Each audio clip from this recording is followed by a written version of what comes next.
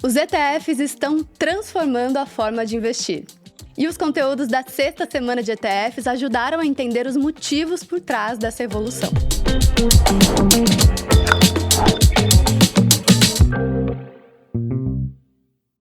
Olá, sejam bem-vindos ao Mind Asset, o podcast da Itaú Asset. Eu sou a Isa, da equipe de comunicação do Itaú. Finalizamos a sexta edição da Semana de ETFs e é claro que o Mind Asset traria um resumo dos principais aprendizados dessa semana que foi repleta de conteúdos. E para falar sobre o que rolou durante a semana, recebemos Rodrigo Araújo, Head de Especialistas em ETFs da Itaú Asset, e Alexandre Frade, do time de gestão de fundos indexados da Itaú Asset. Durante a semana de ETFs, reunimos especialistas do mercado em um evento ao vivo com 2 horas de duração. Disponibilizamos conteúdos educativos e episódios especiais do Mind Asset e da Pílula de ETFs. Hoje vamos revisitar os principais aprendizados dessas conversas e olhar para o que ainda está por vir nessa indústria. Rodrigo, Frade, bem-vindos ao Mind Asset. Prazer receber vocês aqui.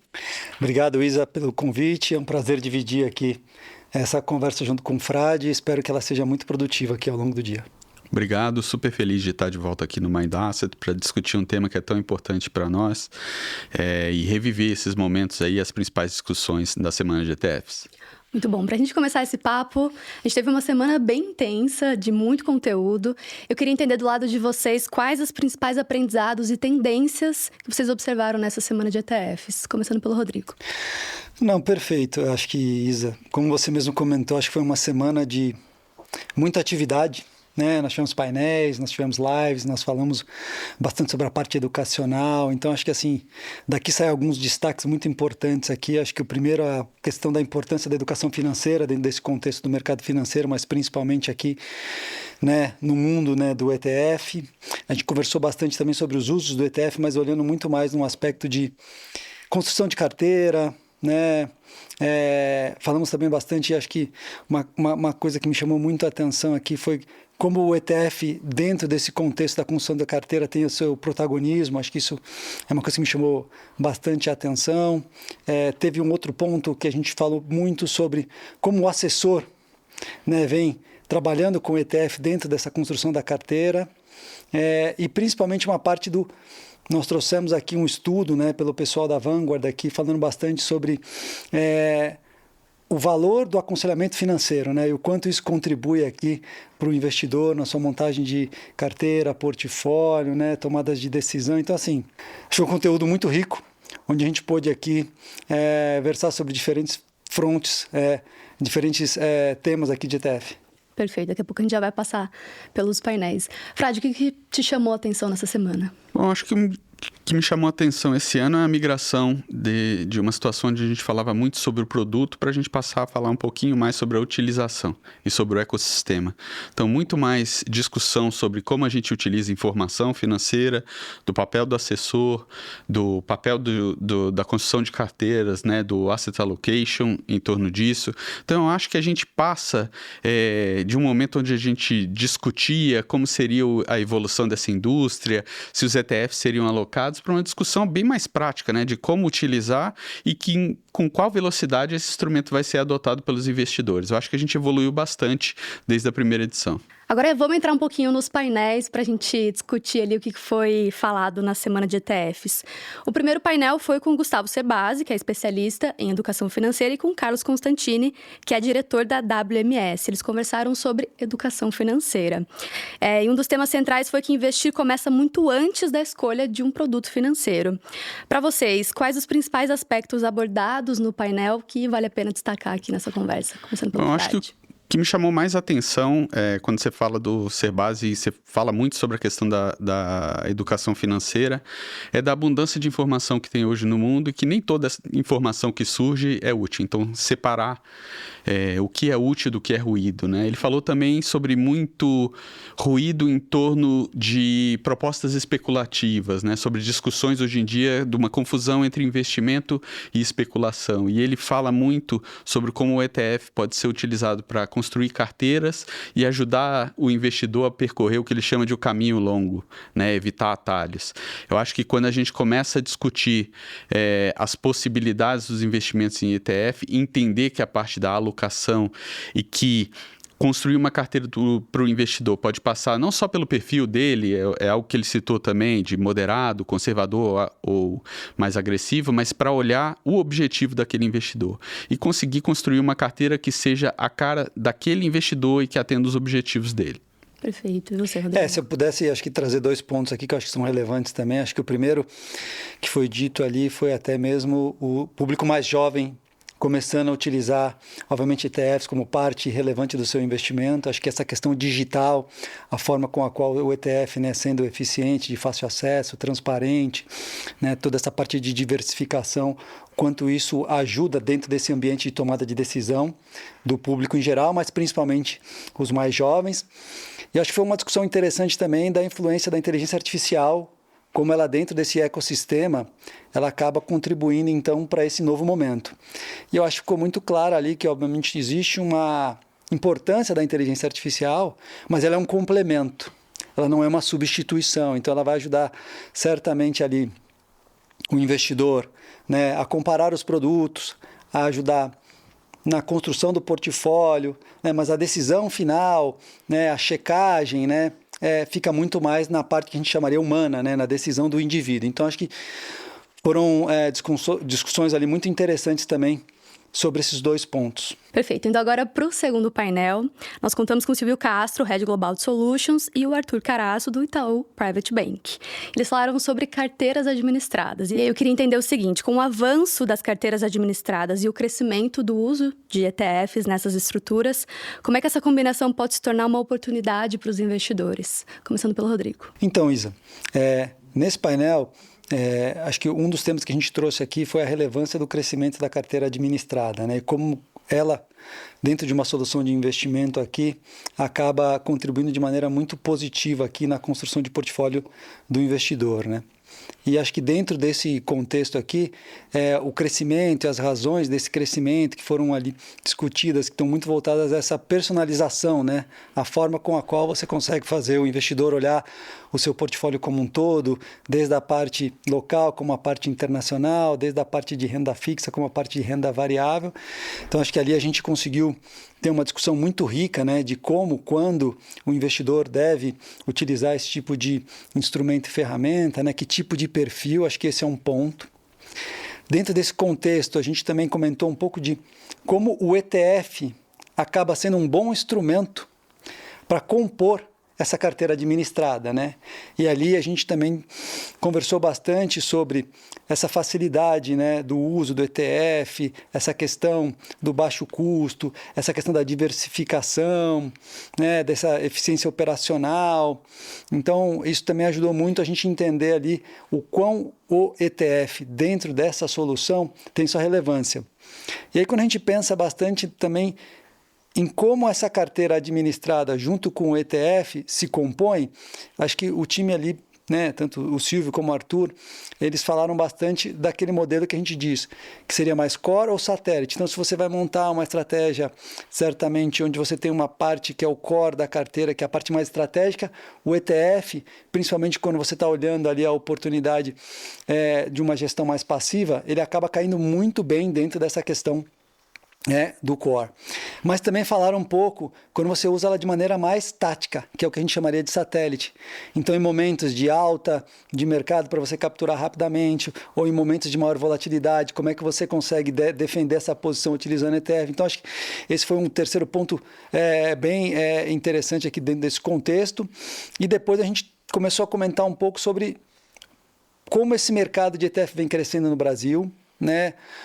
Ali a gente pôde dar opiniões específicas sobre o crescimento da indústria, né? Uma indústria que vem crescendo aí nos últimos 2 anos de maneira relevante, mas ainda é 1% da indústria brasileira de mutual funds, né? De fundos de investimento, o quanto eles entendem que o instrumento vai crescer, principalmente com a parte de renda fixa, né? Que é uma parte importante dentro do portfólio do investidor. Então a gente comentou bastante sobre essa adição de valor, né, do segmento de renda fixa ser atendido por ETFs agora. Então, acho que foi bem interessante nesse sentido, mas acho que o Frade tem alguns pontos importantes aqui que vale a pena dividir também. O que mais me chamou a atenção, e que eu acho muito interessante ali na perspectiva tanto do Silvio quanto do Arthur, é que eles não olham o cliente como um cliente de ETF. Ele passa a ser um cliente de Asset Allocation. E a maneira como o ETF entra na carteira é muito natural. Eles têm um problema para resolver e qual é a forma mais eficiente de fazer aquela alocação que vai expressar o view de mercado. Então, o ETF acaba resolvendo uma série de problemas para eles e é dessa forma que a gente gosta que os ETFs sejam vistos. Como o Rodrigo falou, tanto numa alocação estrutural quanto num trade mais tático, o ETF serve para várias coisas. E a questão das carteiras administradas, eu acho que passa muito pelo momento atual e evoluções em termos de AI, a hiperpersonalização dos portfólios. Então, até certo tempo atrás, era muito difícil você fazer um portfólio muito personalizado para os clientes, você perdia muita escala. Agora, com o advento do AI, de ferramentas, a gente consegue oferecer para um número muito maior de clientes um portfólio personalizado. E a partir do momento que você faz isso, você precisa de um instrumento para implementar, onde você tem a clareza de custo, transparência, você tem a facilidade de negociar, você tem a liquidez. Então, eu fiquei muito feliz com a maneira muito natural que o ETF entra dentro dessa estratégia sem ser forçado. Então, esse cliente de Asset Allocation acaba sendo um cliente potencial natural de ETF. Eu acho que esse é um caminho que aqui no Itaú tem sido desenvolvido de maneira muito positiva e muito rápida. E eu acho que é uma tendência de indústria, tá? É isso que a gente viu acontecendo de maneira muito forte nos Estados Unidos e temos todos os motivos para acreditar que vai acontecer aqui no Brasil também. Muito bom. Indo agora para o próximo painel, a gente recebeu o Paulo Costa, que é economista comportamental da Vanguard. Ele falou sobre um tema super relevante, que é aconselhamento financeiro. Então, eu queria entender do lado de vocês, em um mundo com cada vez mais informações, qual que é a importância da gente falar sobre um tema como esse? Bom, acho que sobre o painel do Paulo e do Wade, a parte que me chamou mais a atenção é a gente está discutindo aqui muita coisa sobre AI, sobre customização, mas foi a parte das relações humanas, né? Então, ele traz alguns dados interessantes de pesquisas do lado da Vanguard sobre os motivos pelos quais os clientes procuram um assessor, né? Então, ele toca num ponto que eu achei muito interessante, que o motivo que o cliente vem é a possibilidade de montar a carteira, de ter um portfólio, mas o motivo pelo qual ele permanece é o vínculo emocional que ele acaba formando com o consultor, né? Então, para isso, você tem que ter confiança, você tem que ter atenção, você tem que ter vários aspectos insubstituíveis da experiência humana, que traz uma visão, eu acho que, bem diferente de outros assuntos que estavam sendo discutidos, né? Eu acho que quando a gente fala sobre customização, sobre carteiras, o que a gente tem falado muito nas perguntas anteriores, passa, antes de tudo, por entender muito bem o cliente, de formar um vínculo com o cliente e fazer ele se sentir seguro para percorrer esse caminho longo que a gente começou discutindo lá no painel do Serbase, para montar uma carteira administrada que a gente discutiu no segundo painel, e agora a questão do vínculo humano no terceiro painel. Acho que não basta só o técnico, né, Rodrigo? Sim, eu acho que o Paulo até trouxe, como o Frade comentou aqui, né? Acho que uma pesquisa relevante para nos fazer entender um pouco, né, dessa dinâmica da contratação do aconselhamento financeiro, aonde você consegue ter a oportunidade de melhorar esse aconselhamento financeiro com essa questão mais híbrida da vinda da inteligência artificial e como ela consegue contribuir no dia a dia, né? E também a relevância e a importância da manutenção desse tratamento que a gente fala, assim, dessa relação humana que a gente comenta, né? Então, acho que um ponto que me chamou a atenção ali, que ele destacou de fato, é que assim, a inteligência artificial ela vai utilizar, obviamente, todas as ferramentas para ajudar no monitoramento, obviamente, do investimento, mas essa questão do planejamento financeiro, né? Que é o assessor sentar, né, com o cliente, entender o momento de vida dele, né, traçar esse objetivo, acompanhar esse objetivo, né, estar próximo do investidor quando você tem oscilações de mercado, né, para explicar, justificar, né, ver se continua ali na direção que eles tinham acordado desde o início. Então, isso é extremamente importante nessa relação. E é um peso enorme, né, do que ele comenta ali, que é o cliente ter aquela paz de espírito que ele fala, né? Então, esse é um ponto. A importância e a relevância, né, dentro do aconselhamento financeiro, né, dessa relação humana, né, com essa otimização da inteligência artificial. Esse acho que é um ponto que eu destaco. O segundo ponto que eu destaco aqui, que eu achei interessante, né, que ele comentou, é que assim, com essa relação, né, onde você tem um pouco mais dessa paz de espírito, porque o teu assessor está ali acompanhando o teu investimento, né? Você acaba utilizando parte desse tempo que você gastava para monitorar seu investimento, né, ou preocupado, né, com o seu crescimento financeiro e assim, e aí por diante, você utiliza para outras coisas. Então, o que ele fala que é o lazer, né? Então, você tem mais tempo para você. Né, esse tempo que você gastaria preocupado, olhando o seu investimento, né, com essa relação de confiança, você acaba utilizando esse tempo para outras coisas, né? E aí ele destaca, exatamente, que é lazer, né? Então a pessoa vai poder ir mais à academia, né, se for o caminho, se for a opção, né, viajar, né, e fazer outras coisas. Então isso foi muito interessante também dentro desse contexto aqui do aconselhamento financeiro. Muito bom. Então, agora para o último painel, nós contamos com a participação da Marília Fontes, da Nord, e do Felipe Portela, da Monte Bravo. E a conversa trouxe uma discussão importante sobre alinhamento de interesses entre investidores e assessores. E aí eu queria entender do lado de vocês como é que o modelo Fee-Based contribui para esse relacionamento e também quais os impactos que ele pode gerar para a experiência do investidor. Começando pelo Rodrigo. Não, ótimo. Acho que a discussão ela foi muito rica.